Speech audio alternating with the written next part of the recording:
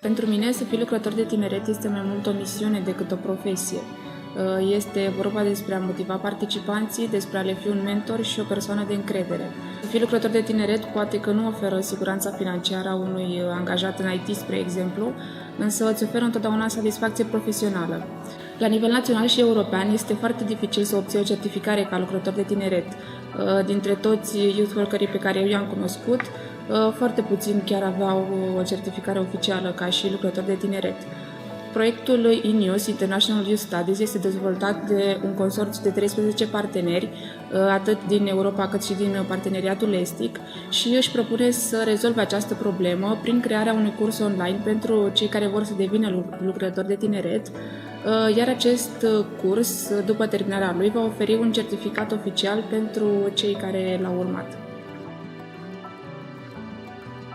Spus foarte simplu, pentru mine un lucrător de tineret este acea persoană care practic introduce educația informală tinerilor și de asemenea pot să zic că este locul unde se poate întâlni competențe din psihologie, sociologie, munca efectivă cu persoane mai mici sau de aceeași vârstă cu tine, într-un cadru care îți permite creativitatea, nu omoară și tot timpul ne învață practici pe care le putem folosi și în societate.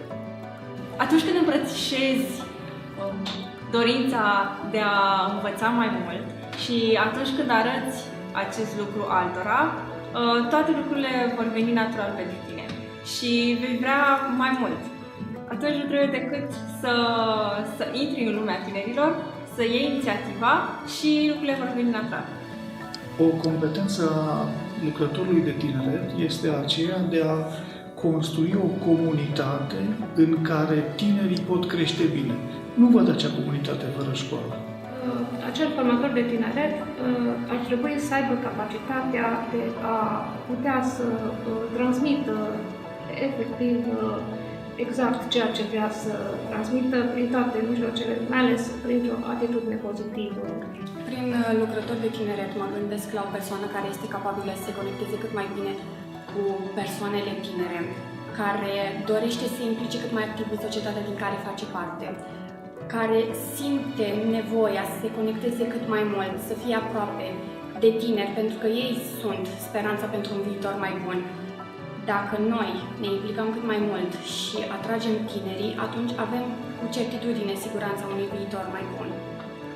If you're a youth worker, you don't really think about the money, to get money, so me, when I started to be a youth worker, really I didn't think about the money or to really, for me it's a human experience, human job, and if you like to be with people, if you like also to help people, I think it's for you, youth work.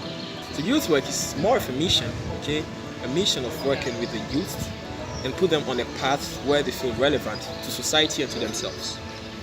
Okay, working with the youth in a path where they feel relevant to society and to themselves. So relevant to Europe in our context and relevant to themselves. So they feel fulfilled in themselves as related to their goals, their objectives, their aims in life, and also as related to society, looking at what are the responsibilities of the youth and their rights in our society. So for me, youth work is in that part, so educating them and putting them in the right path without necessarily coercing them to what people call the norms, but making them feel free and alive in our society.